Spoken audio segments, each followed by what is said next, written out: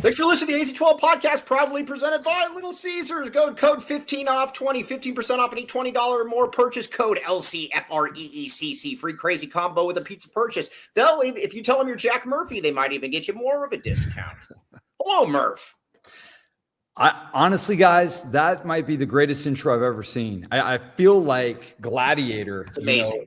Russell Crowe coming into the Coliseum right there. That was incredible. Yeah, no, we do what we can around here as I'm going blurry on you right now. But how do you have any budget left after using it all in those special effects? Like, that was incredible. No, it's amazing. We got this guy, Alex Rabb, who does all of this, but you know what? He does it for a good cause, Murph, and you're part of the good cause. Yeah, wow. Well, hey, by the way, your background right there, how can I get that background?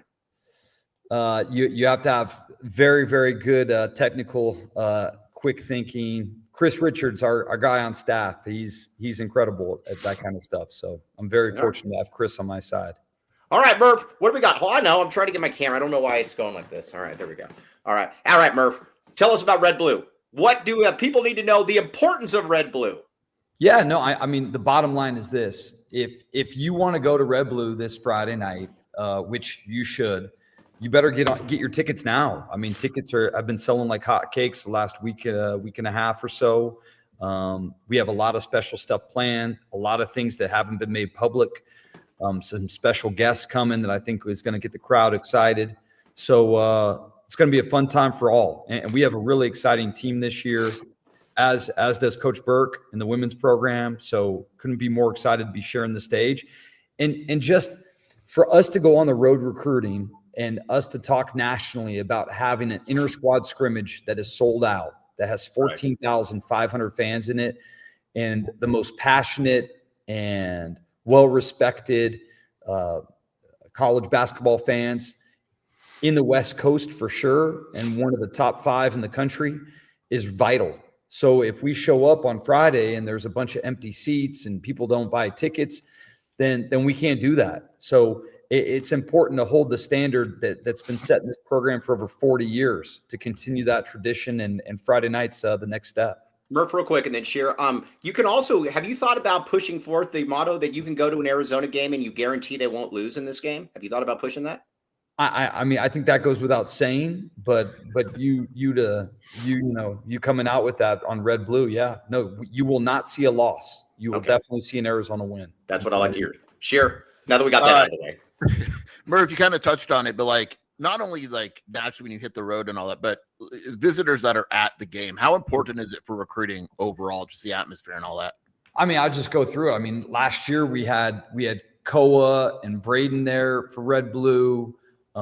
We've just had some of our top guys over, not just like since Coach Lloyd's been here, Coach Miller, Coach Olson. It's always been one of those things that we try and highlight. It's a highlight in the recruiting season. So many schools that we recruit against are bringing kids in for football games, and we do the same. And we love Coach Brennan and the crew, but it's pretty special when you can have a basketball event on October 3rd. Sometimes it's been in September. Sometimes it's, October 10th, whenever it is, early October, and have a packed gym and that energy. You're talking about 4 or 5 schools around the country that can do it. And us being one of them, it's a leg up in recruiting. And if you care about Arizona basketball, if you care about Arizona athletics, it's worth the price of admission. Yeah. I mean, that money goes to support our entire athletic department, our basketball program, and just getting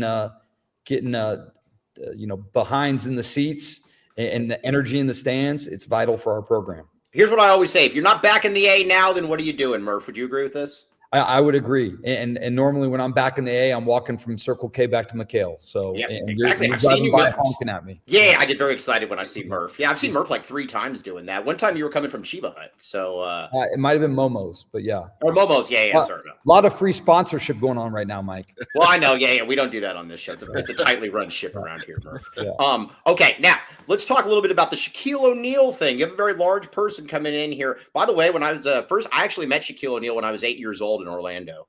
And I didn't think people were that big, actually. But go ahead. What is Shaquille O'Neal going to be bringing to the equation? Because he's a man with a name and some popularity. Yeah, no, I as far as I know, he'll be at the post move event, DJing, DJ Diesel. I've been known to get on the 1s and 2s at times, and this year, no, I haven't. This year, We have our wonderful head coach, Tommy Lloyd, or Tom E, as he's being called, with Mix Master Mike. And I know they have some special things planned. So it's going to be a great deal. And to answer your question that you asked me before the show, yes, there will be, Mike. Yes, nice. There will be. Good. Yeah. Yeah, I can start telling people that. All right. Yes. Sure. All right. Sure. Go ahead. Obviously, a lot of excitement about fans being able to see this team up close. What can you like? I know this is a super general question, but what can fans expect their first viewing of this group? Yeah, I mean, I think that we're really big. Obviously, really talented. We're going to lean heavily on Tobe, Deli, and Jaden and their experience, and getting Mo Crivis back is huge. Having Evan Nelson in the program is big. He's been such a great addition. And then you have, I'm going to say four. I'm going to say four because right now the four guys that have been practicing every day and doing a great job, but four outstanding freshmen. And obviously we love CD and Bryce, and they're getting better every day. But when you talk about elite freshmen, I would put our top four freshmen in Braden, Koa, Dwayne, and Yvonne up against any four freshmen in the country, and maybe any four group of freshmen that have ever been on our program. So we have a talented group that, for good reasons, may not be here long. And so as long as they're here, you might as well get out and experience it, because I don't know how often a group like this is going to come around. So you got them over Ruben, RJ, Michael Wright, Luke Walton. Those were my guys. So Luke broke his foot that year. Yeah, I know. Ruben Douglas, RIP. I love Ruben. He was outstanding. And Richard, Ricky Anderson, Mike Wright. I'd say out of that group, Mike was the most consistent. Yep. Richard started some games. Ruben started some games next to JT, but it was different. They didn't have the same pop that this group has. Don't forget Travis Wilson, my friend, who started. I remember Travis from Moline, Illinois. Yeah. Okay. Now, Murph, I got to ask a question here, and I go back and forth with people on this. How important, when you're recruiting guys, how important is it when NCAA tournament time comes to have guys that, when everything starts slowing down, the shots aren't falling, they can just get to the basket and be able to make things easier for you? Yeah, I mean, that's important. I mean, obviously, it's important to be able to get to the rim and create when your threes aren't falling, kind of like they weren't a couple years ago against Clemson. It's also important to offensive rebound. I think that we've gone through stretches where we've been an outstanding offensive rebounding team. A couple years ago, the home game versus Wisconsin would be one of them. Defensive rebounding team as well. But then we've also gone through stretches where we've struggled on that end. And I think that's been an emphasis for us. If shots aren't falling, we have to offensive rebound. And you have to get your defense, to get where we need to go, we need to have a top 10, top 15 defense in the country. 7 of the top 8 seeds last year in the NCAA tournament were in the top 9 of defense on KenPom. So we know where we have to be defensively. We know where we have to be as a rebounding group. I feel like we've been pretty consistent offensively in Tommy's time here. Right. We have gone up and down a little bit on the defensive end, and we have to continue to firm that up. Sure. Murph, you mentioned the size of this team before. The easy assumption is that opposing teams are just going to pack it in with your size and all that. Is the easiest way to avoid that just to make outside shots? Well, I mean, of course, it's, hey, go out there, make that shot. That's the easiest thing. Keep backing up, make that shot. I think that Coach Lloyd has done a great job at always manufacturing offense, no matter how teams are guarding us. A lot of it comes in transition. When we're playing at our best, we're playing fast, getting baskets. The other thing is getting teams in the bonus early. It's something that we pride ourselves on. We want to get into the bonus. Attacking the basket. Yeah, we want to get in the foul line. It's not just attacking the basket, it's posting up. Mm-hmm. It might be a post up, a point to post up from Tobe or Mo in the first minute of the game that picks up a foul on their big guy. And then you're one foul closer to getting in the bonus. So there's a lot of things that come into it. I think all in all, over 4 years, we've been by percentage, we've been a good 3-point shooting team. At last year, we weren't a great 3-point shooting team, but the craziest part is we shot our best in the NCAA tournament. Right. Now we have to firm up other areas, and you're just not going to roll the ball out, live and die by making threes. All right, Murph, a lot of people in here in the chat, they give Crivis a lot of grief. We like Crivis on this show. We think Crivis, and here's where I always come to. When Tommy Lloyd is vouched for somebody as a big man, they turn out to be good. I'll be honest. Like I said, when Umar Ballo came here, I thought he was going to be just kind of a, guy throwing some elbows, bike knee pads, sliding on the ground. He averages 15 and 8. Turned Koloko into a monster. Keyshawn Johnson is in the NBA right now. Please tell people why they should have faith in Crivis, because there are people here that do not have faith in Crivis, and they are wrong. Well, wrong or right, it really doesn't matter. I mean, he's going to produce or he's not going to produce. So right. People want to be right, and they might internally root against him. That wouldn't be good if you're an Arizona fan. I mean, if I'm an Arizona fan, and I've been an Arizona fan even when I wasn't working here, I'm rooting for everybody on the team to do well. Right. And Mo Crivis has stuck with us. He's been very loyal. Last year, he played through an injury. He played in 8 games last year. When he was on the floor, our offense was drastically better than when he was off the floor. Dramatically. Now, our defense, when he was on the floor, struggled, and he'll be the first one to tell you that. He wasn't completely 100%, I don't think, at any point last year. His challenge is to be as good of an offensive player this year, to impact our offense in positive ways, to help guys not only score around the basket, but get open threes, which he was doing last year. When he was playing, our offense was much, much better. Now, when he's on the court defensively, he cannot allow teams to take advantage of his size and lack of mobility is what people would say. He's got mobility. He's a big, athletic, strong kid. He's worked really hard this offseason, and we couldn't be more excited about him. The combination of him, Tobe, and Koa at our 4 and 5 is going to be very dynamic. Sure. Murph, ADO's offseason is the stuff of legends right now, with the weight gain and then the beard and all that. How has he looked in practice, and what do you think that weight and muscle gain is going to do for him? Well, I'll say this. Last year, Deli shot 40% from 3, 50% from 2, and 90% from the free throw line. Those are Salim numbers. He's one of the best shooters in the country. So how do we get him more shots? One. How does he help himself get more shots? And the easiest way to do that is to be on the floor. And for him to be on the floor, he has to be able to defend his position. And I think he'd be the first guy to tell you last year, physically, he got outmanned sometimes. He's not getting outmanned right now. He's holding his own defensively. He's always been one of our better off-the-ball defenders. He has a good instinct and knack for where to be defensively. Now he's getting better one-on-one. He's chesting guys up. He's gotten much stronger. He's much more physical, and he still is able to shoot at a high clip. So we couldn't be more excited about Deli.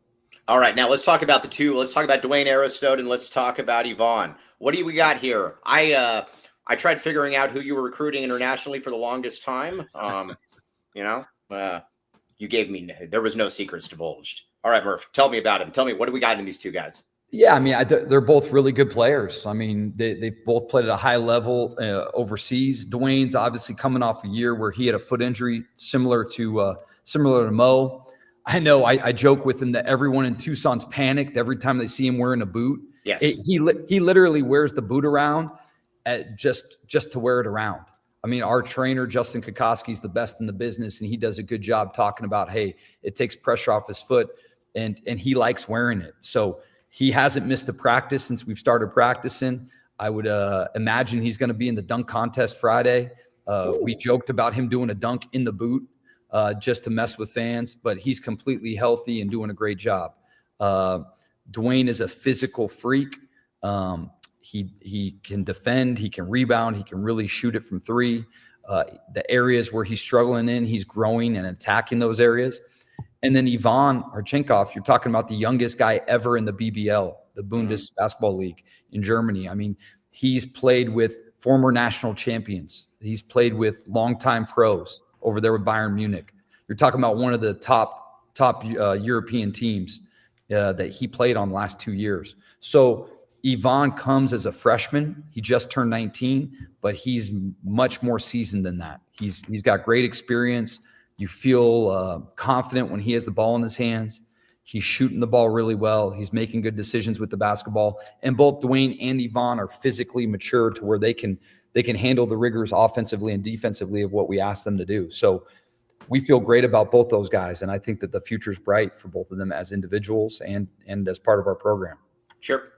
When I talked to Tobe at Media Day, he said one of his biggest struggles was figuring out how to help the team while also knowing that he could score more. Like he almost said he doesn't want to score more because he wants to do other things. How do you kind of balance, like, look, he's probably better offensively than people realize. Yeah, no, I mean, I know you went to practice here and you were like stunned that he was making these fadeaway right shoulder. I mean, he's been making those for a year and a half. I mean, at a high clip in practice. He makes threes from the top of the key. He can handle it and pass it.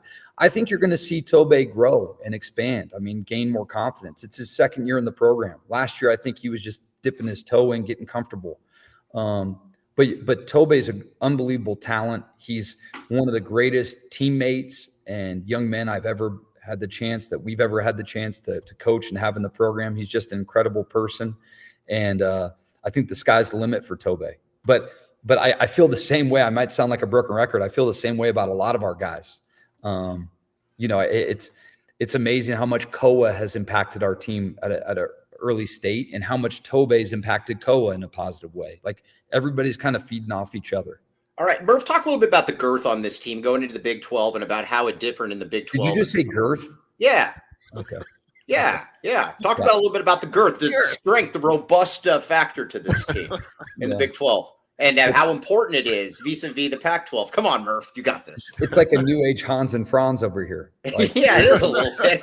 Old SNL. No, we like I said, we have great size everywhere across the board. I mean, Jaden's a big, strong guard. I mean, he's a fourth-year starter. I mean, he's a potential All-American at the point, and he can switch and guard anybody, and you feel comfortable. Braden is a big, strong guard, big. I think in shoes like 6'5", and like close to 215, strong. Dwayne and Yvonne, like I talked about, they have great size. Deli, very good size. He's about 6'5". He's much taller than people think when you see him up close, and he's put on that weight and muscle. And then Koa, Tobe, and Mo are just beasts. The one guy that's going to play for us and may not have the girth in your words might be Evan Nelson, but Evan has a knack for finding open shots, making open shots, and just being a steady guard. So CeeDee's really talented, and he needs to add weight and get stronger. And this is a time where he needs to develop and stuff. But we're excited about everybody. I think that we're going to have the physicality to compete in our conference, and that's what you have to have. I mean, when you're going up against Kansas, Houston, Iowa State, Baylor, Texas Tech, I mean, these teams aren't small. All right, Murph. One thing. Oh, go ahead. Sure. Sorry. One more. Is this? We've gone back and forth on this, Murph. Is this the hardest schedule in school history? I would put it up there for sure. We played. We played a really tough schedule in the early 2000s a couple times. Some of those Maui, then leaving Maui and going straight to Purdue neutral court. I mean, there have been some crazy ones in the past, but I think in the last, I don't know how long, it's probably the hardest. I mean, and it's not just the non-conference. Obviously, the non-conference schedule is amazing, but you look at some of the Big 12 stretches we have. I think TCU's going to be really good team this year. Cincinnati's good. I mean, Central Florida. We have a really good conference, and every Big 12 game, as we learned last year, is going to be a battle. All right, Murph, can you explain to the people out there, because again, you guys, and Sure and I kept telling people, we're like, listen, these guys are really, really good recruiters. You guys, I think, pretty much put that to rest right there. You're bringing in a top 2 class in the country. Can you tell the difference, though, a little bit? Because people get on there and they think that all 5-star kids are the same when they come in here, as far as you use the combination. Listen, Mike Wright came in here as probably a mid 4-star, if that was an equivalent now. Richard came in as a McDonald's kid. Richard obviously had the higher upside. Mike had the far bigger immediate impact. Can you talk a little bit about just kind of the difference in how some of these kids are built? Yeah, I mean, look, every recruiting cycle is different. I would say the class that we're recruiting now is different than the class we recruited last year, and just nationally. So you can't say, hey, we want another 6'5" guard like Braden just to pop up in Southern California. It's not like that every year. Right. So you kind of recruit. First of all, you try and find guys that are really talented, that are good people, that have a high IQ, that learn quickly. I would say those 3 things are what we look for. You zero in on who first regionally, then maybe nationally, who you can get, because it doesn't help us if we spin our wheels and we work as hard as we can for a year and a half, and we don't get the kid, or we never had a chance. And then once they get on campus, you have to put them in positions to be successful. You know, I think Carter Bryant last year is one of the most talented players that we've had in school history. I think that's in the bottom of my heart. I think that Carter is one of the most talented freshmen I've ever been around. And I think Coach Lloyd did a great job of putting Carter in situations to be successful. And when we really got in a rhythm, when we figured out our team last year and good lineups to play and rotations, I think Carter just took off. And I think that you saw that lead right into the draft last June. So it's not every 5-star is going to come in and lead you in scoring, and they don't have to. I think that there's going to be certain guys that come in and play a role. I think that there's going to be other guys that come in and take a leadership role right away, and then others that have to grow and develop over time. You know, I think Henry Visar was a great player for us last year. It took him some time to grow and develop. So not every recruit is the same. Not every human's the same. You're different than Shear's different than me. I'm definitely different than you, Mike. No, you're not. We're the same, Murph. We're the same person. So the bottom line is like you have to kind of figure out how everybody mixes together and make the best team possible. And I think that's where Tommy, Coach Lloyd, is outstanding. He does a great job of putting pieces together, parts together, and creating an outstanding whole. All right, Murph, you are the man. We are very much privileged to have Murph. 2 things before we let you go. First of all, tell people how they can best contribute to Arizona basketball. I get asked that all the time, and I said, you know what? I'm going to ask the associate head coach who knows a lot more than Mike Luke. My man Joseph just put in the comments, put Carter in positions to thrive, the bench. I mean, Carter, I'd say like the last 20 or so games, averaged like 25 minutes a game. Ignore Joseph. He's a putz. He's not he's not really. My man Joseph didn't watch the games last year. He's not a true fan. He must have gone to Tempe U. Yeah, he did. But anyway, he also thinks Ben Wallace was better than Shaquille O'Neal. So the best way to support is to come to McHale, to just have the passion to watch your podcast, have the passion to come to Red Blue, have the passion to reach out and you know, just be around, whatever it is, however you can fan, whether it's financially, just with passion. You see one of our guys at Tucson Mall and you say, "Go Cats, bear down." You see Coach Lloyd walking into a restaurant with a recruit and you say, "Go Cats, bear down." I mean, that stuff matters so much. Does it back the A count? Back the A counts. Because I'm just telling you, when you bring kids, recruits to Tucson, we talk about our fans' passion. It's the number one thing we sell. Right. We sell our passionate fan base. We sell our skill development. We talk about the success we've had over 40 years. And the lifeblood of this program is our fan base. It's people like you, Mike. It's people like Jason who gets the news out. It's everybody around town. It's even our man, Bruce Pasco. I love Bruce.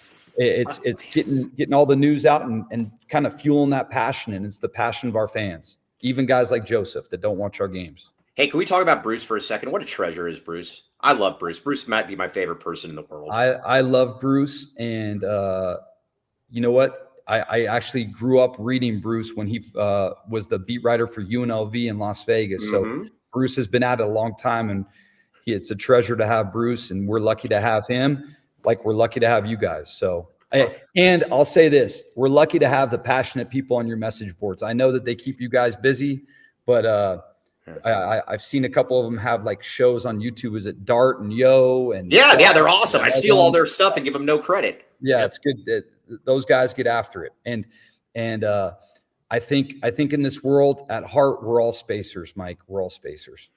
Yeah, but you said what I needed you to say, Murph. I appreciate you early on. Oh, yes. All right. Now, Murph, before we let you go, can I get a back the A? Because we got one last year with us and it went viral. We have another opportunity.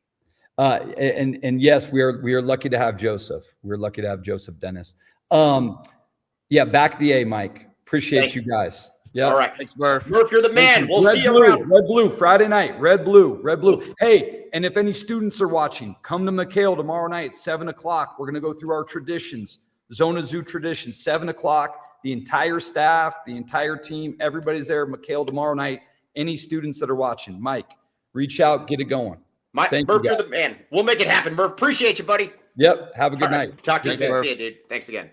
Yeah, Murph's the man. I don't think people realize how lucky we are to have Murph. Seriously. Yeah. Have Big you ever fan of seen? Murph. Have you ever seen somebody that like cares more about Arizona basketball?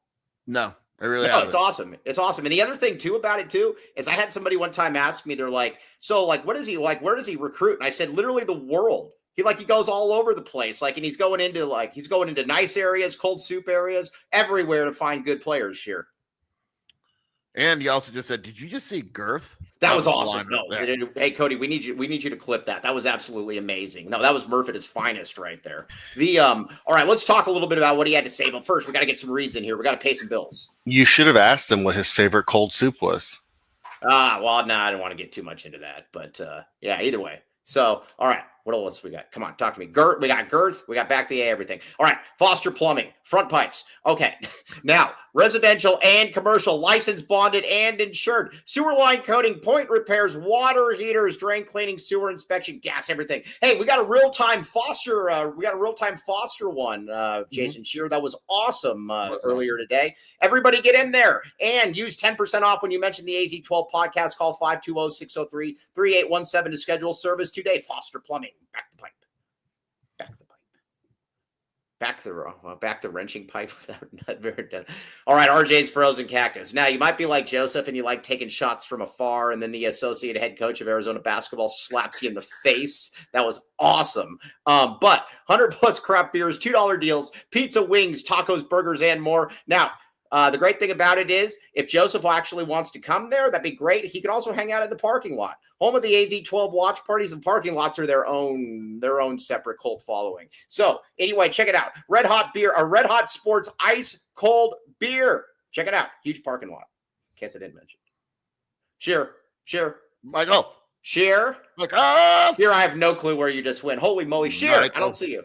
Michael, where all right, are you're back. you? Arizona Primary Eye Care. Hey, I was refereeing yesterday, and I was showing Yes. some of these kids these Tom Ford glasses. Look at these things, man. These things are amazing. These things are Arizona Primary Eye Care, now part of the My Eye Doctor Network. Optical options to fit all budget, styles, preferences, and more. 520-322-2713. Same-day urgent visits. 60+ insurances accepted.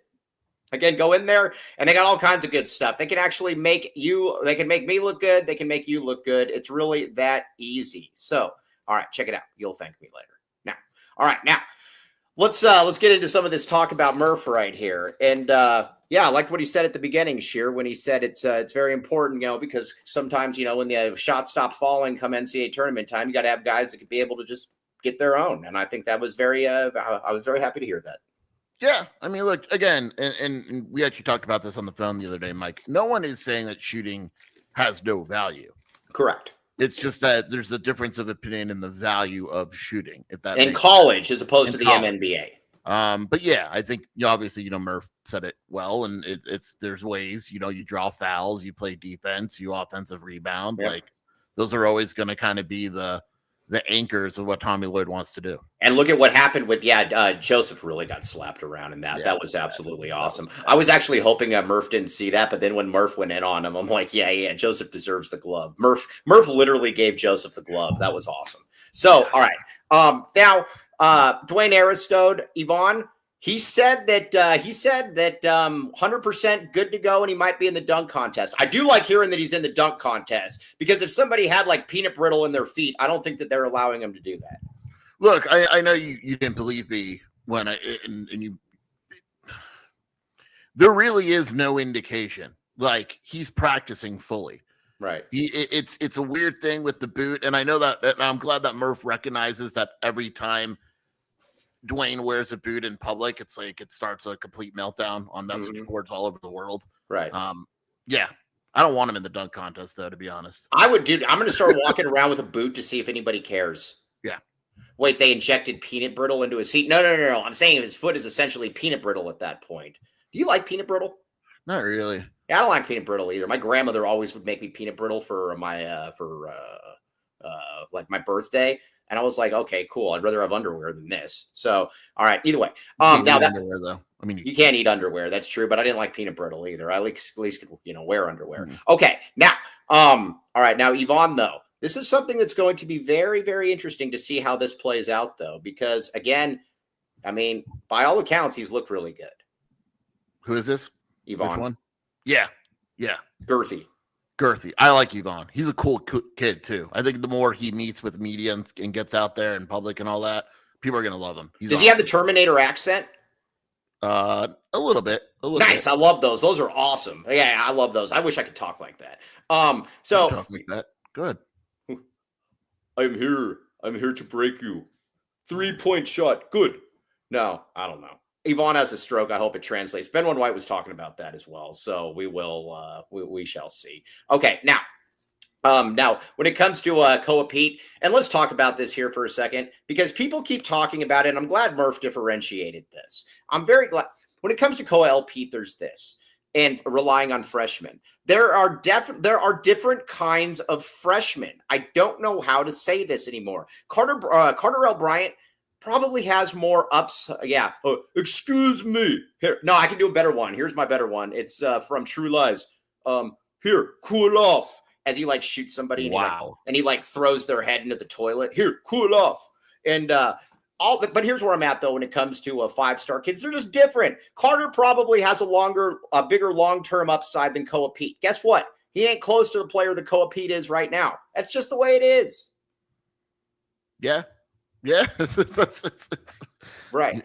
You're on fire right now. I was kind of just going to let you cook. No, but I don't understand why this is hard to. I don't understand why this is hard to figure out though, or why this is hard because I keep seeing people saying you can't rely on freshmen. These are different kinds of freshmen. Yeah, it's different. Not all. We say this a lot. Not all freshmen are created equal. No, they're not. Not all 5-star. Carter Bryant as a 5-star was not the same as Cooper Flagg as a 5-star. Well, right. Not all 5-stars are created different. Well, right. And some guys are ready. And again, I know you weren't here at the time, but I like the comparison with Michael Wright came in here, the same dude as a freshman that he was as a junior. Richard Jefferson was like Bambi in the fields. So it's just different. There are some guys that are just ready to go immediately. And I don't know how else to put it. And the other thing too, why do people keep making it out like we're throwing a bunch of fetuses out on the court and there's only like 6-year-olds out there? This is a team that's going to have a lot of guys that are upperclassmen that are going to play a lot. Do you think a bunch of fetuses could still beat ASU this year? I don't think ASU is going to field a team. Yeah, just fetuses. Yeah. So hey, put the cookie down here. Oh yeah, no, yeah. God. No, that was good. He's like, that's almost as good as your Sean Connery. No, hey, you want to hear? Did you ever see Twins? You've seen Twins, right? Of course, I've seen Twins. Yeah, I like when he's like that really hot chick gives him the cookies, and he says, "Thank you for the cookies. I am looking forward to tossing them." It was awesome. I love it. So yeah, bravo. We're done here, everybody. Okay, so but I don't understand. No, joking aside, I don't understand why people don't understand that. This is not some team where you're just throwing out a bunch of 13-year-olds. Yeah, it's just again and I think. Murph said it correctly right away when I said, what are people going to notice on Friday? You're going to notice right away these are different looking human beings. They just are. This is not – it's just it's different looking human beings. Also, Javier's just out of control today. Javier literally, we have a coach on Penn State of college basketball. What does that even mean? Yeah, I don't know. A team that's in the top 10 perennially? I don't know. You guys hate – Andy Bryant said it James Franklin can't beat any top 10 team. Like, what are you talking? Right, exactly. Now go back. That's not really right. You guys hated the thought of playing freshmen in the Big 12 last year. These are different freshmen. It's a different year. I don't know what to say. Carter Bryant physically doesn't resemble any of Arizona's freshmen physically. No, he just doesn't. And that's not a put down towards Carter. That's because Carter's got a lot of long-term potential. Carter might have more long-term potential than anything else. But I didn't want to play Carter. I was worried about Carter against Big 12 competition. I don't think I was wrong either. But guess what? We're not worried about Koa Pete or Braden Burries against Big 12 competition. If you look at Koa Pete is a grown man. And again, that might be part of the reason that he's not viewed as the MNBA prospect that Carter Bryant is, because he's so developed already. But I don't care about the MNBA when it comes to that. Same with Braden Burries. Braden Burries is going to be like 29 years old by the time the season starts. So, I mean, these are older guys, or not necessarily, well, in Braden's case, older, but these are more mature guys, Garrett. It's just the way it is. One thing I took away in terms of freshmen too, Mike, and I'm not disappointed or anything. I think eventually your roster narrows itself down, but it's very clear that we shouldn't expect much from CD this year. Yeah. I think it's kind of a CD scenario. I think that it's going to be something where I just need him on the team next year. Because you got to remember, he just came over from like Senegal or whatever. It feels like they got him over here. They want to develop and put weight on him, and then he'll be ready to pretty much start next year. Yeah,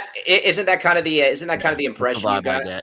Yeah, because you're not playing over Tobe, you're not playing over Crivis, dude, etc. So you can tell the coaching staff is going to be very excited to hand out a lot of gloves to a lot of people when it comes to Crivis. Yes, there's going to be a lot of gloves that I think are going to be thrown. What I don't understand is this. Why would it, let's just say, and again, Crivis didn't look good last year. I mean, we all have eyes. Some of us have 4. But at the end of the day, though, if this coaching staff has a great track record with this stuff, why wouldn't you trust them? That's all I'm asking. Well, it's just hard for fans to trust head coaches, basically. Yeah, I get not trusting a head coach on a bunch of different stuff. Like I'm not trusting Dino Babers when he's telling me about the right way to hand off a football. But at the same time, I don't understand. Huh? That was good. What was good? That comment. You're very funny. Oh, Dino Babers. Hey, that was funny. My mom always says that I'm funny at some point. Okay, so, but if a guy continuously is right, I don't know what else to say. Yeah. I mean, look, I've said this before. Everybody thinks Crivis stinks. We got to fight. We need Crivis to be good. I'm just warning you all now. If Crivis is good, God help you all. I mean, Mike and we're spiking our computers in the center of the earth. Yep. Exactly. So we'll find out. We will find out. Time, as our good pal Lamont Lovett always says, time will tell. That will be the case here. Also, I just love having Jaden Bradley back. Having a 9th-year point guard in there and somebody that's just low maintenance. We don't ask about Jaden Bradley because we don't really have any questions about him. Yeah, seriously. We don't have. We know exactly what to expect from Jaden. Whatever we ask Murph, it's going to be what we expect from Jaden anyway. He's just not really kind of whatever. Right, and that's what's awesome about it too is that you like with Kerr, it was always. It was just a bunch of annoyance stuff where he's going to go 2 of 18 and then he's going to get a bad technical at the end of the game and he's going to be talking crap when somehow his team bails him out. Then you had Boswell that who knows what he was doing. So this is the first time that you've got somebody that is actually reliable, steady, and he is going to be back. He's back for year 2. I mean, he is back. So I don't know. I think we kind of take Jaden for granted a little bit, to be honest with you. Yeah. So that's it. Now, Jesus Almanza. CD is pretty slim, but really tall, does need to put on weight. He and Ivan were at St. Augustine Catholic School catching the elementary school games. They were checking out some future AZ-12 prep recruits right there. So either way, let's see here. No, I never said that Crivis wasn't a glacier. I disagree. I did say that, but I still think that he's good. You can be both. I don't agree with Murph that he's a dynamic athlete, but you can be a glacier and still be good. I've always thought that Crivis had potential. So there. But it is what it is. So we will see. Now let's talk about ADO, but let's get some reads in here first. Back the reads. And don't worry, we're going to talk college football. We got Mr. Tyler Warden filling in for Shear at 11:15.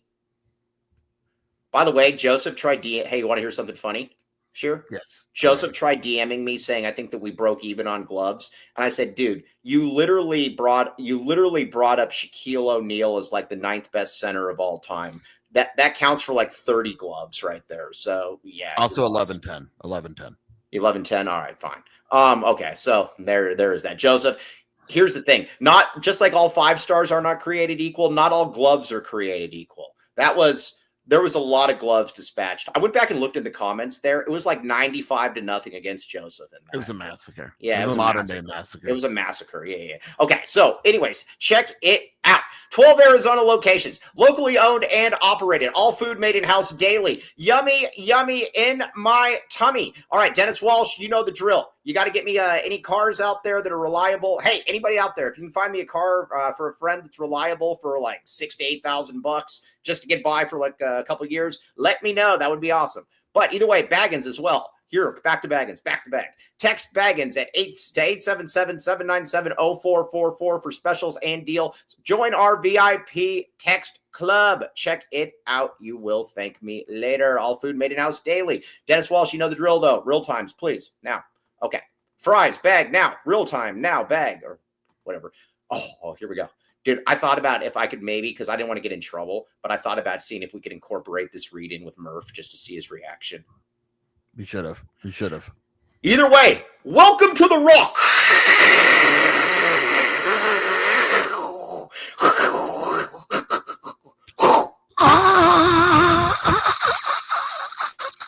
Oh man, that's good. We were so much better. I like how, you know what my favorite part about it was? Ben went white on the post-game show pretending he was too cool to do that. Dude, Okay. I called Mike right after the show, and I was so pissed at Ben.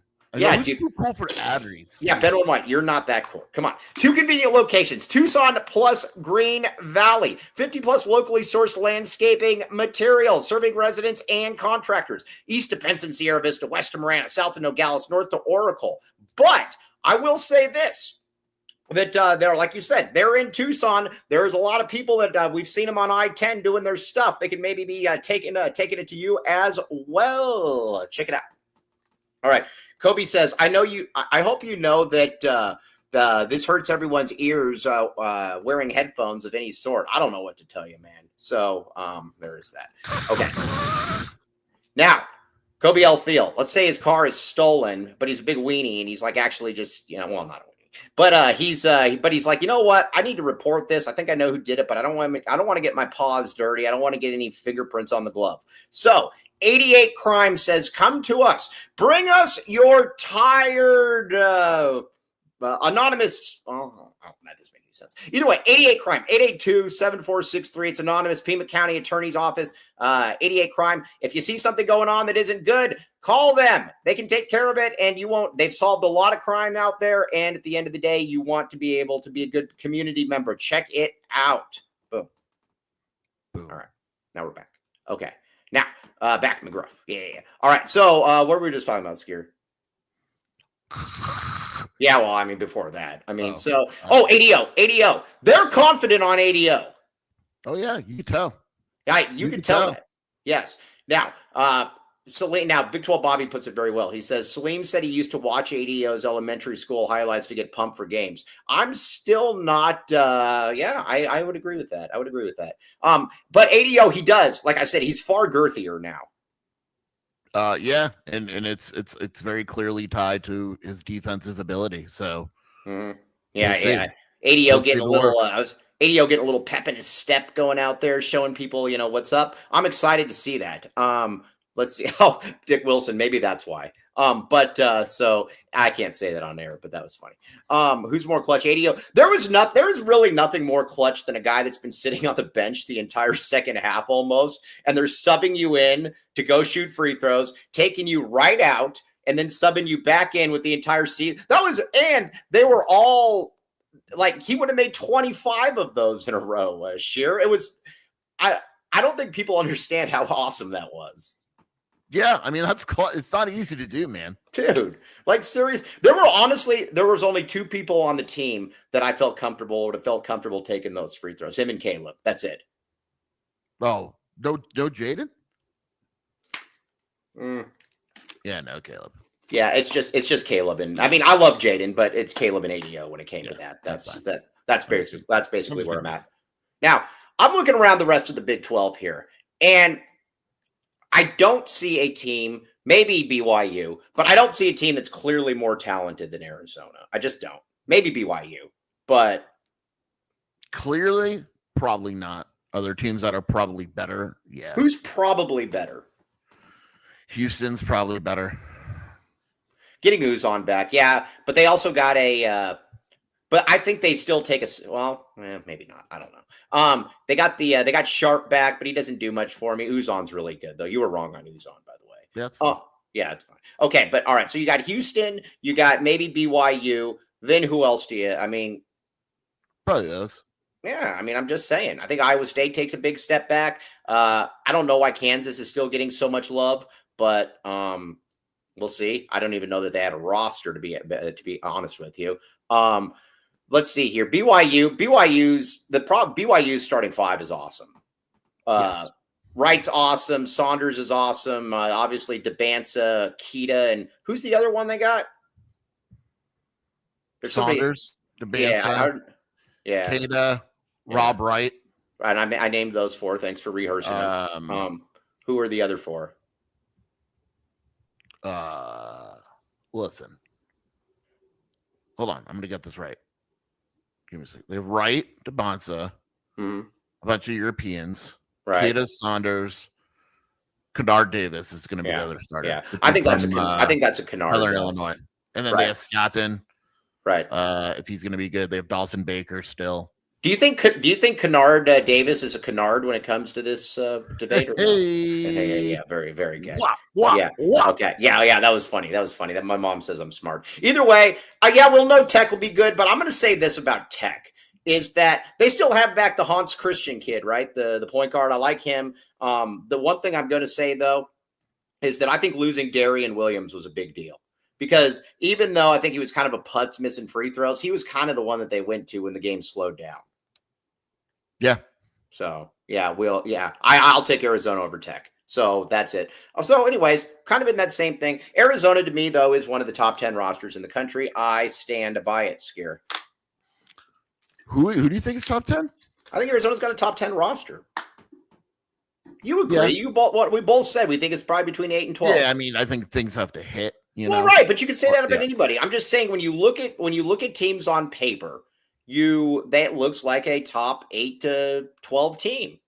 Yeah, I would agree with that. All right, yeah. So don't argue with me. All right, now if Tommy, let's see here. Dennis Walsh says if Tommy sits talent, we have Joseph to administer the paw. With Joseph is bruised beyond belief right now. Have you ever seen a coach take somebody out like that? Look, no. I was going to think of something nice to say, but and Marcus isn't even in here to protect him. That was bad.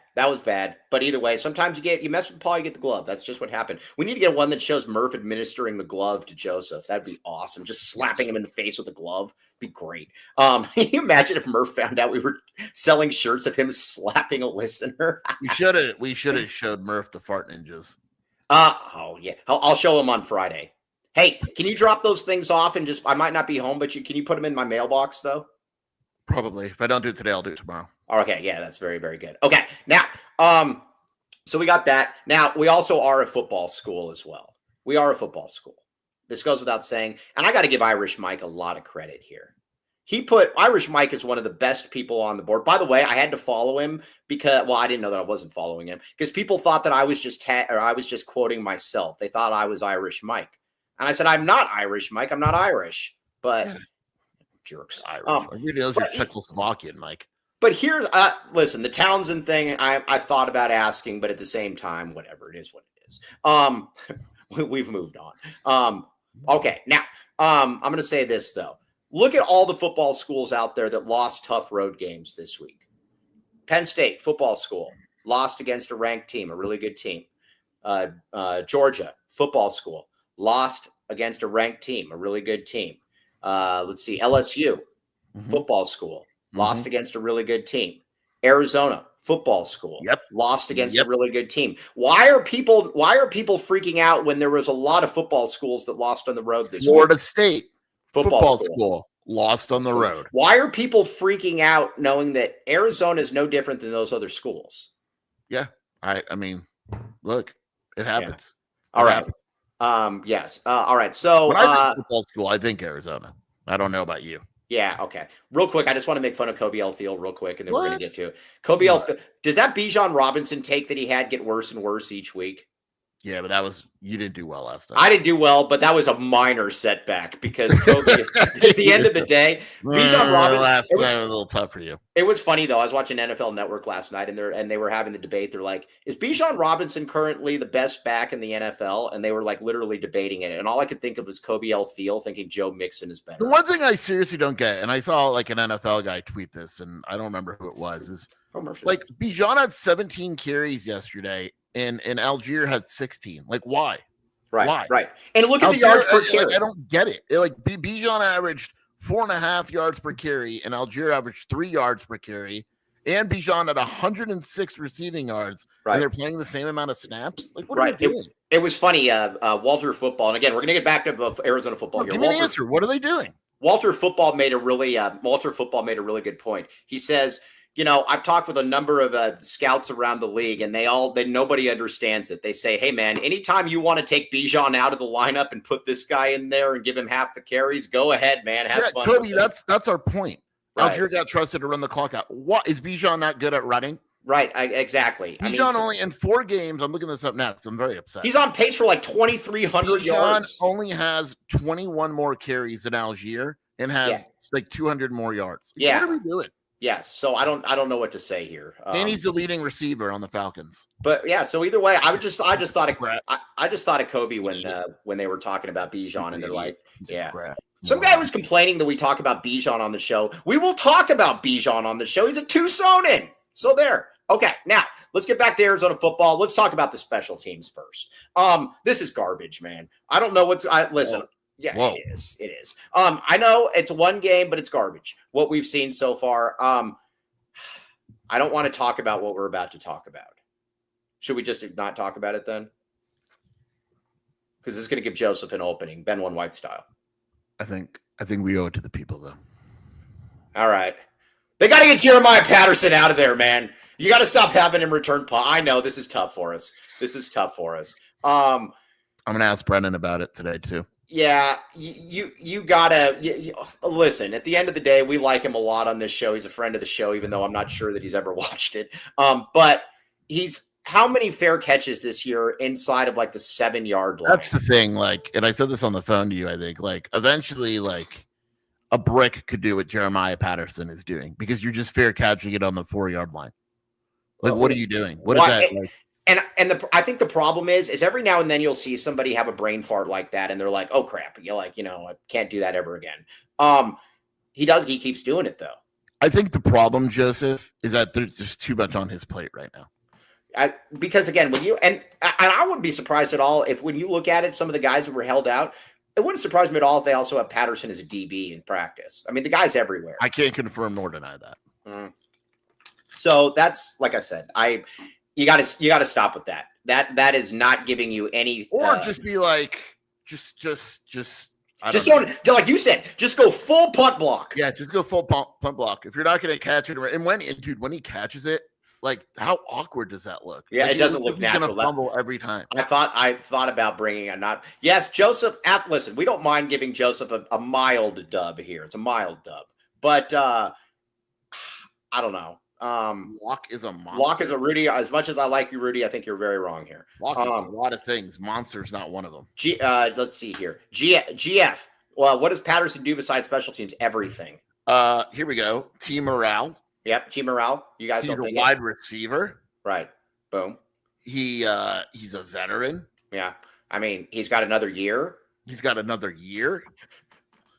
He travels with the team. I mean, yeah. So all right, that's it. All right, now, so we got that. Jeremiah Patterson, I need something else in there. All right, now, the long snapper. Why is this another issue? These are the I don't know.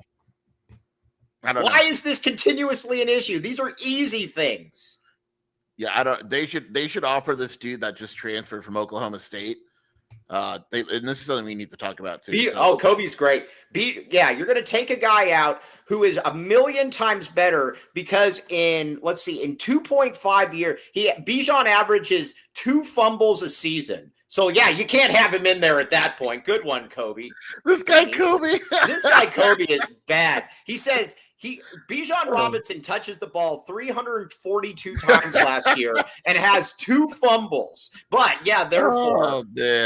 Wow, Kobe just. That's as bad as not knowing about kickoffs. Right? that was bad, Kobe. That was bad. Be better. But no, they got to figure. Why can't we snap the ball though? Algier's career fumble. Right. Yeah. Oh, that was great. Wasn't that amazing? Yeah, you don't want to play Barry Sanders either, man, when you got Tyler Algier. But yeah. Either way, why? Oh boy, yeah, that was awful. That was an all-time L for him. Okay, so now why though with Avery Salerno? Can we find? I don't know why, dude. He was good at whatever university. Anyway, this guy at Oklahoma State went to Scottsdale Saguaro.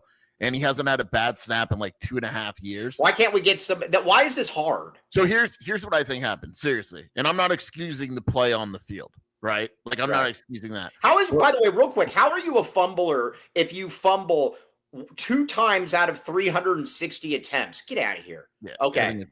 But sorry. When you think about it, when Nyvar was hired, he didn't have the ability to go in the portal at all. Okay. Like basically Salerno, I believe, I could be wrong, but I think Salerno was like quick, right? And the only other punter they could get was Lovison because no one else was really available. Yeah. So these aren't like and then Nyberg didn't recruit Salgado Medina either. He didn't have a chance. He recruited Wagner, who's probably been the best kicker because of kickoffs. Right? Yeah, for so sure. I think part of it is he didn't really recruit his guys. But the product on the field still doesn't excuse it. No, I'm saying. Yeah. Go ahead. It's not special teams is bad. I mean, there's just no way around. And the thing about it too is that you're not good enough to get it. What was the stat where Arizona's starting field position was like 37? Their own 37. One coach told me, I'm not going to say who, but one coach told me there isn't a world that exists where we're going and beating Iowa State, turning the ball over 4 times and starting at their 37. It's just not happening. Exactly. So that's kind of where it is at the time. How many field goals has Salgado Medina missed on clean snaps? I don't know. I think it's like 1. Really? It's a good question. The only thing, I think it is more of it. I think it is more of a snap issue. I'd agree with it. Now, one thing, all right, now let's. I don't even want to get into this anymore. Yeah, we're done. Okay, we're done with this. With that, dude, that pause been that. Kobe, you know how you get out of there? You get a first down and run out the clock. Yeah, it's very easy. Okay, so all right, now, where am I at here? Okay, offensively then, let's talk. Something's wrong. Yeah, we need to talk. We need to talk Daggy. We need to talk Noah. We need to talk a lot of different things. First of all, I don't know why they didn't run. I don't know why they didn't run the ball more in that game. Ishmael Mahdi at this point, no matter what Joseph thinks, is good. We know that. The coaches will tell you, and I disagree because I don't think it was still that the score dictated the amount of times they ran. But they weren't really running earlier in the game, and it's only 22-7. It's really only 22-7. This is college football. That's not insurmountable. But they will tell you that, like in the second half, you're down 29-7 or whatever. Your run game's out the window. Yeah, I'm less concerned with the amount of running. I'd like Arizona to run more than I am with the fact that when they do pass, it just looks all wrong. It doesn't look right. They don't look like they're on the right page. It doesn't look like receivers aren't open. There's no separation. When there is separation, Chris Hunter, I love the guy. He stopped 4 drops in 2 games.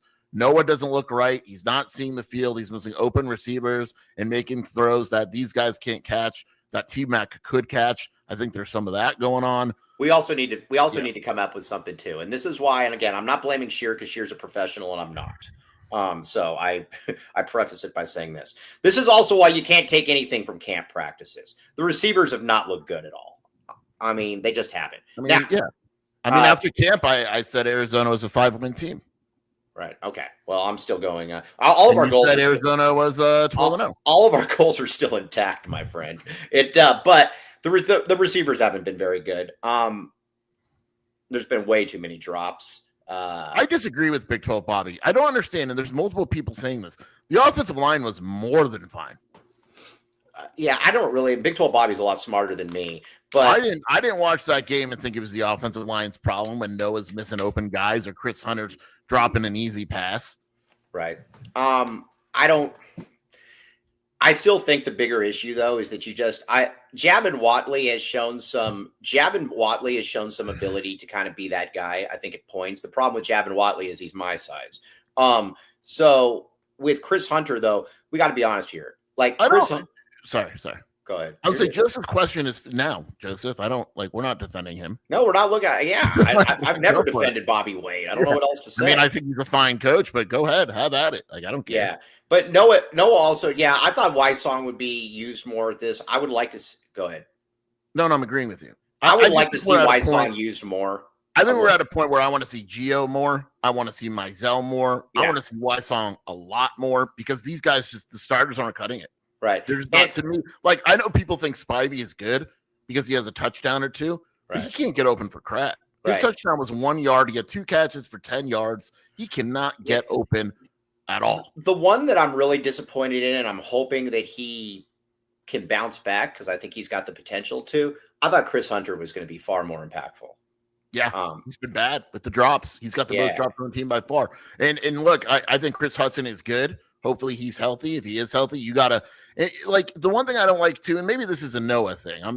Seth Daggy meets with the media tomorrow. I'm going to ask him, where are the easy passes, like the quick screens out to the outside? Is that a Noah thing? Like it could be. Right. Why not give Locke a chance? I've seen it. Well, I mean, because it's not. Look, Locke might go downfield a little bit more. Locke holds the ball for so long. Right. It was his problem at Wisconsin too. I watched Wisconsin football because my sister went there and I became a fan years ago. I know I watched Wisconsin football. I haven't seen a ton of them this year, but I've seen multiple. There's a reason why no Wisconsin fan said, "Hey, man, I wish we could get that guy back." Right? Did any Wisconsin fans have anything remotely like that? Right. Yeah, I would like to see Noah's doing a little bit more, but I do agree. I would like to see Noah extend the. I would like to see Noah just kind of use his feet a little bit more. But I need them to run. I need them to run the ball. I still don't understand why Kobe. Just take the L, dude. I don't understand garbage. I don't. The thing that I don't understand though about that though is he last year at Marshall he just said we need running backs. We got to be able to we're going to run the ball. I don't understand why he isn't running the ball. I'm telling you that'll be the reason. I'll ask tomorrow, but I guarantee you I'll ask Brent today. But that'll be the reason. All right, let's get a couple reads in here. Dictated it. Well, I'm just saying that I know, and I agree with you. But I'm telling you right now, I bet money that's the reason. I'll ask today. All right. I got my answer on the other question. All right. Now, Eris Dental, though, championship package. They should just call this the Bijan Robinson package, the best running back in the country package, or the 1997 one. Look at this woman right here. Again, Land the Man with the Master Plan says that's his sister. We're taking him at face value. We do not believe that the people in the back, though, are relatives. This is true, Sheer. Correct. Yeah, no chance. Yeah. And I think Dennis Walsh has an ongoing betting line about if this is – Dennis Walsh doesn't believe this is Land's sister. I'm going to find out. I'll find out. Yeah. I mean, no, Land told me it's his sister. So, I believe Land. But either way, owned by Arizona local alumni. Land the Man with the Master Plan. I've been there multiple times. It is amazing. The people there are great. My mom is very, very much a stickler. She wears her emotions on her sleeve. And I am going to say that this place is great. The people there are great. Land the Man with the Master Plan is great as well. Dental implants at affordable rates. Championship package 1997. Our football goals are still intact. So if you want to get the championship package, get it now because it's going to be 2026 then as far as expenditures when it comes to it. So check that out. Eris Dental, TucsonTeeth.com. Check it out. Boom. Oh, Copal. Yummy in my tummy. We're going to have a get-together. Book your next party, our corporate event with Copal. Large party packages available. We also cater any event. Mexican food delivered nationwide. MyMexicanMenu.com. Use code AZ12 for 10% off. Mention Mike Luke for a free dessert with any entree purchase. Yeah, Copal, check it out. Contemporary Mexican food, and you got all kinds of stuff. It's a great place for a date night, great place to take the Rugrats. You got a bunch of different stuff, games, all that stuff. It's a very, very good time. Like I said, Joseph promised a real time. He did not get there. I'm not surprised. Okay, so we got that. Cobalt. Okay, now, but the one thing I am going to say, though, is this year, is that before the season, I just said, I want to get into a bowl. I said, if we get a bowl, I will be happy with it. I still think we're absolutely getting into a bowl. Yeah. I do too. We're going to Frisco, baby. Me and you, Frisco Bowl. Let's go. Yeah. No, let me look at ESPN bowl projections right now. Right now. Live on air before I leave, Mike. You ready? Yeah, what do you got? Oh, wow. They have Arizona in the Rose Bowl? That can't be right. Yeah, no. Yeah. Oh, no. It's the Fiesta Bowl in Arizona. That's not what we care about. LA Bowl, the Los Angeles Bowl. Mm-hmm. That's not bad. Arizona versus UNLV. Mm-hmm.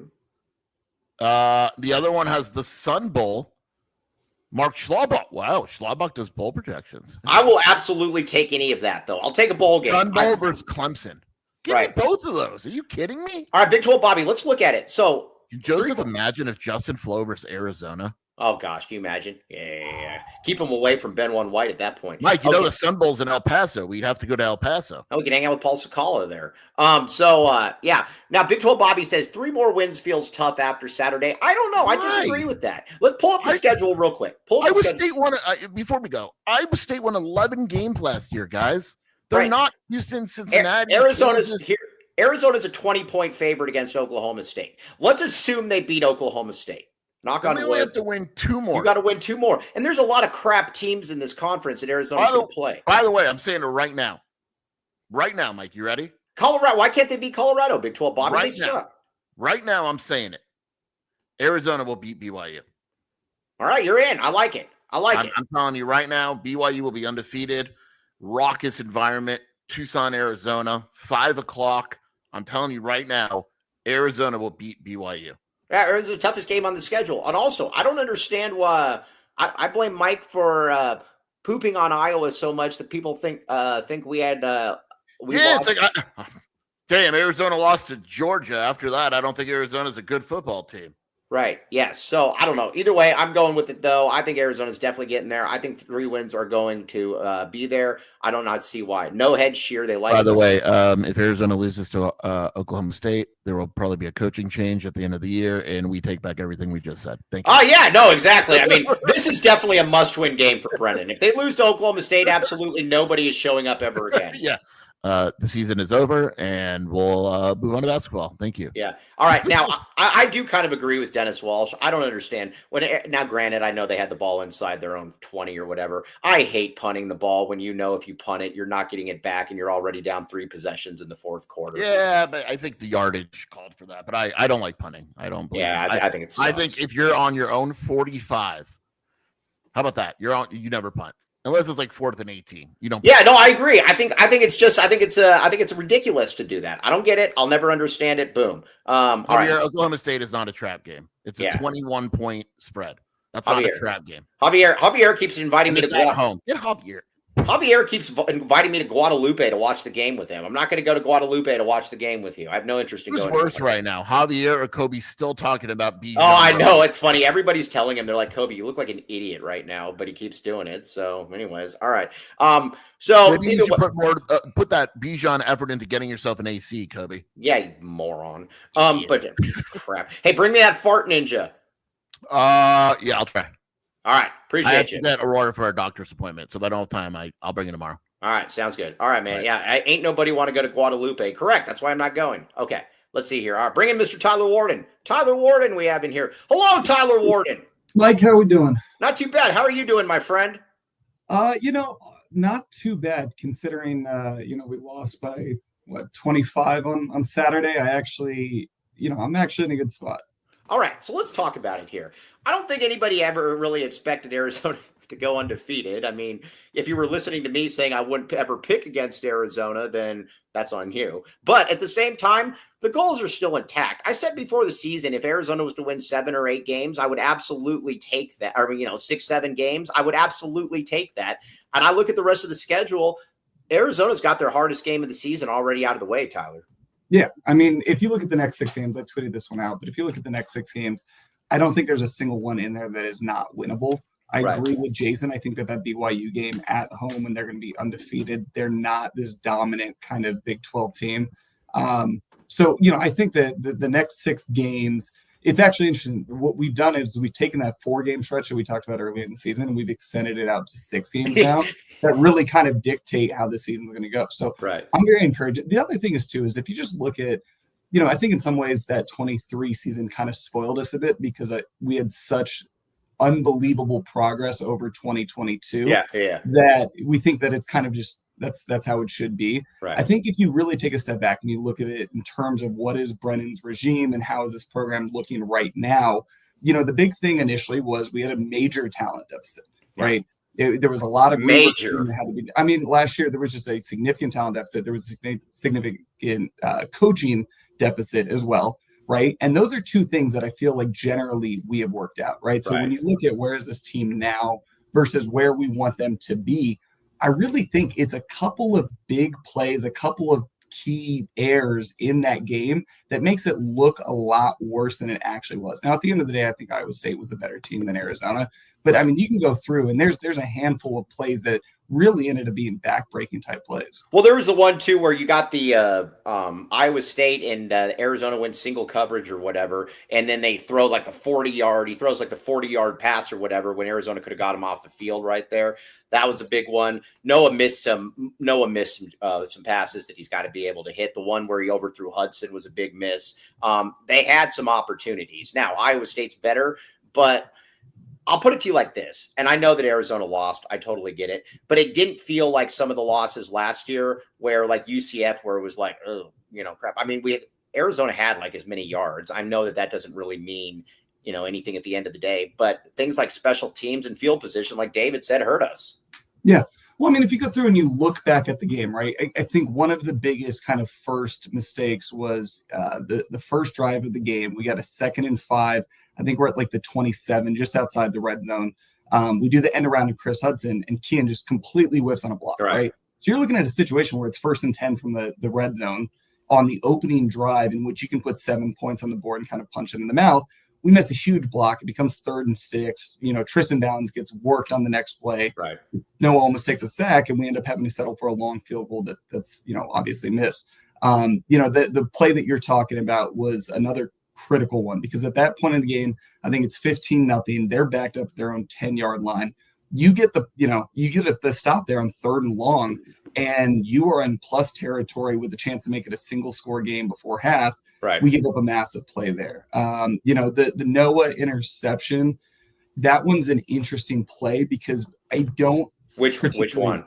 The first one. The first one. I don't love the play design there. Like, it very clearly was a play action off of the end around. You didn't have any of the offensive line that was running any type of run action. I think that Noah, what he's supposed to do there is he's supposed to read that kind of boundary safety. And if he creeps down, then you're supposed to throw it.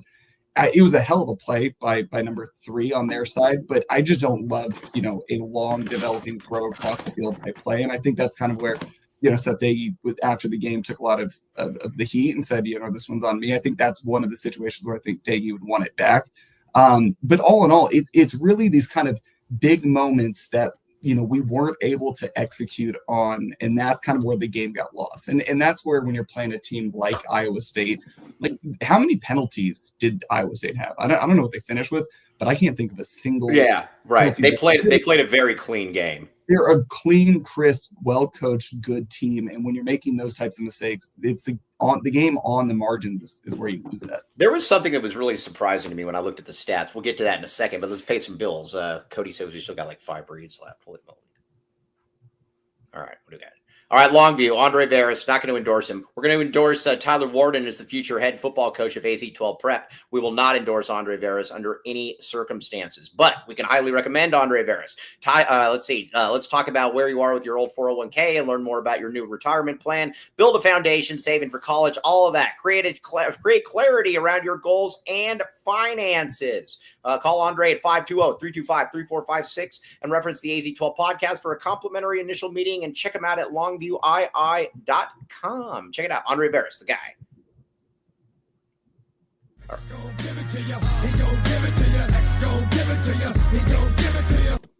Mr. Tyler Warden, I'm assuming you're coming to us from an air-conditioned room. I don't know. It doesn't feel like it's on because I'm melting in here. Oh, well, maybe they're not going through Comfort X HVAC. That could be an issue. All right, Comfort X HVAC. Don't be like Kobe L. Theo, where you're wandering around, you don't have AC, or the great Mr. Tyler Warden, future coach, where you might not be in AC. Use them. Plus, first-time clients get a free AZ-12 purchase or free whatever you want with that purchase. Small business, big savings. Built on trust for the long haul, perfect track record, residential and commercial HVAC expertise at affordable rates. ComfortXHVAC.com. Check them out. You'll thank me later.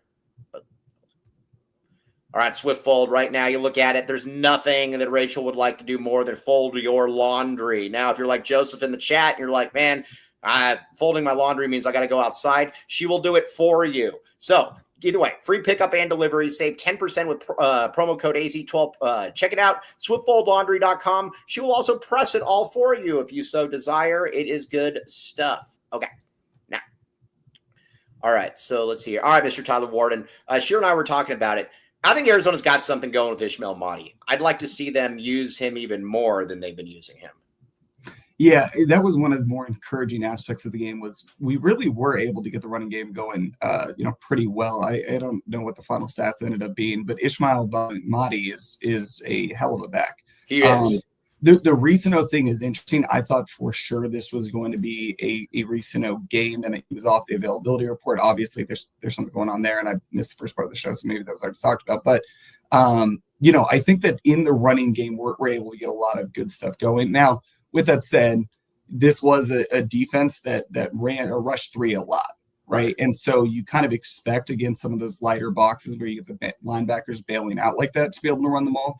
But I thought he was very serviceable, and I think that running back room is definitely one of the bright spots that we don't really have to worry about too much. So let's talk a little bit about the run blocking, because so far so good this season. Like I said, against Kansas State, they were able to salt the game away with it. Against Iowa State, I think you said that like you said, you could make the case they didn't use it enough. So, or like I said, so that's why I'm encouraged by that. Go ahead. I think one of the best endorsements of that is the fact that Seth Doege is not afraid to run the ball in 3rd and short. Right. Like in college football, you see 3rd and 3, and it's just we're going to find a way to get somebody out in the flat or something in space, and we're going to let the quarterback do his thing. I think our willingness to run the ball in 3rd and short is kind of a reflection of the fact that they do trust the offensive line and they do trust running back room in terms of pounding the rock. Right now, all right. So let's talk about the receivers. Where are we at with the wide receivers? What do you see? Yeah, see, I think this is one of the things. Last year we were all kind of clamoring for more rotation within the wide receiver room, and that was a big thing that Bobby Wade had talked about. Is we want to be able to get more guys in there. I think this is one of the drawbacks of doing so. Right. Yeah. When you have in the first quarter 8 receptions to 8 different receivers, it's very hard to get that chemistry, that timing with such a room that is so deep. Mm-hmm. So I think that's part of what we're seeing here. There was a lot of just the timing wasn't quite on. And particularly when you're going against, a very good zone defense and you're not really relying on guys to go out there and make plays, but to find soft spots in zones, the timing has to be crisp. And I think that's one of the drawbacks. With that said, I'm still kind of reserving judgment a little bit. I think there's been some good things. I think there's been some bad things. I think that, if you can get that down to like call it a 5 or 6 man rotation, that is kind of more of a sweet spot. I think the biggest thing just in terms of pass catchers go is Kean and the tight end room as a whole. Yeah, you're not getting anything. To me is probably the biggest disappointment offensively so far.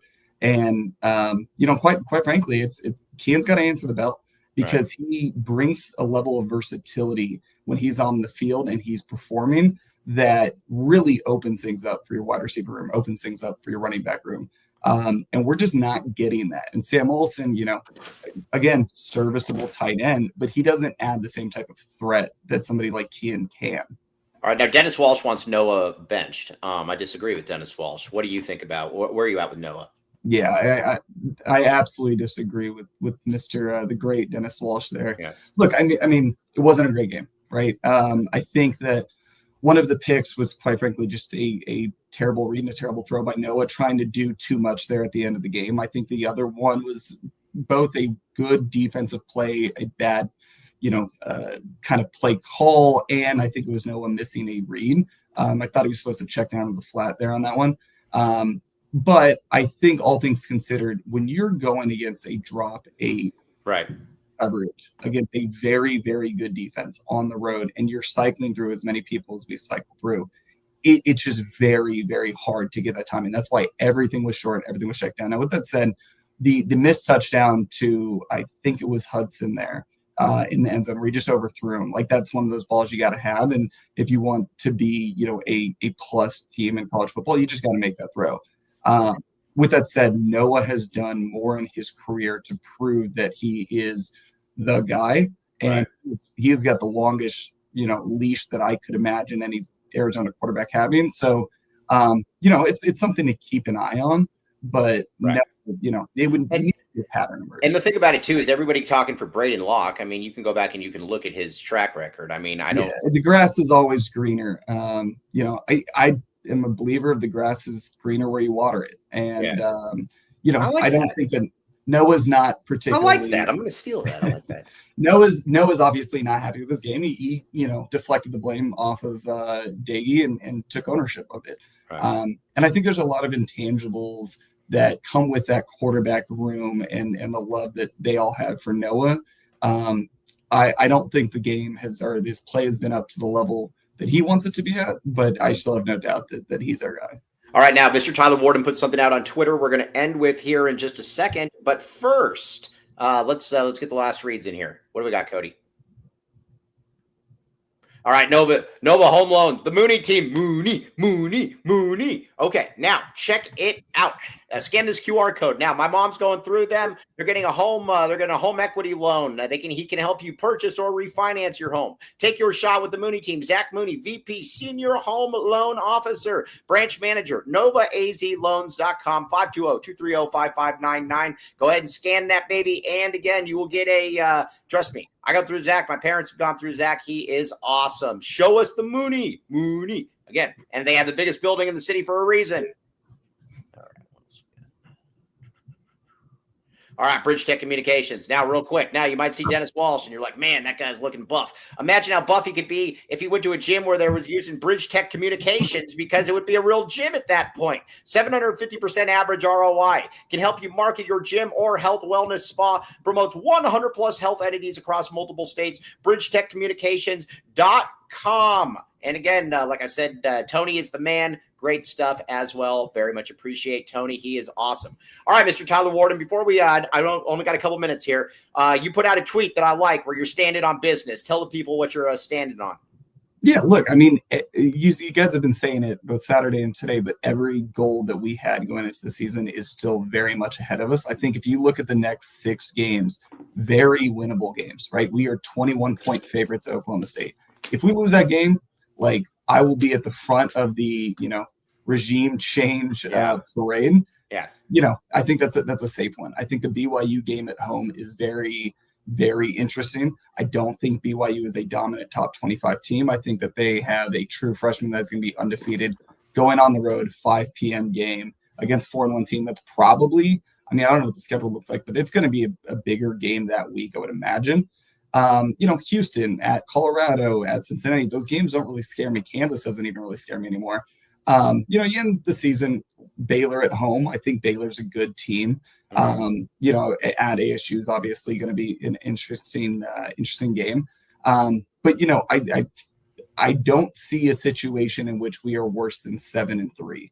I like it. I genuinely, you got to ask yourself, let's assume Oklahoma State's going to be a win. You're 4-1. Can you go 3-2 over your next 5 games? Right. I don't see 3 losses on there. Right. I like it. So yeah, I'm encouraged by this team. I think that there's room for improvement, but the delta between where the team is at right now and where they can be at the end of the season, it's a lot smaller than last year. Right. You look at last year's team and you're like, we got no shot. Yeah, we got no chance, and it was never going to get any better. Agreed. Yeah, and here it's like you can look at the film and there's just small details here and there, and I think it bears itself out in the stats too. Like if you look at our offensive efficiency versus theirs, we had more rushing yards than them, I think. Or at least the stats were equivalent. And I think defensively, again, there's some very obvious areas of improvement. I thought the cornerback room as a whole was not very good on Saturday. I think our special teams was pretty atrocious. Avery Salerno on the snaps, not great. Jeremiah Patterson, I think it was Kobe that tweeted this out, but he's going to put one on the turf at some point. The way that he catches, and why does he keep why does he keep fair catching it inside the 7? So it's interesting. It's obviously, again, it's tough when you're watching on TV. It feels like there is some type of communication that's going on with the sideline, because the one that he fair caught at the 5-yard line, as soon as he caught the ball, he looked over to the sideline and it looked like he was talking with somebody or was in. So I don't know if that's a process thing where somebody's yelling, hey, fair catch, or if they're saying poison, whatever the case is. I want to see that out a little bit more because, look, fair catching the ball at the 5-yard line is insane. I think every punt returner ever has been taught, put your heels in the 10-yard line, and if it's over your head, let it go. Right.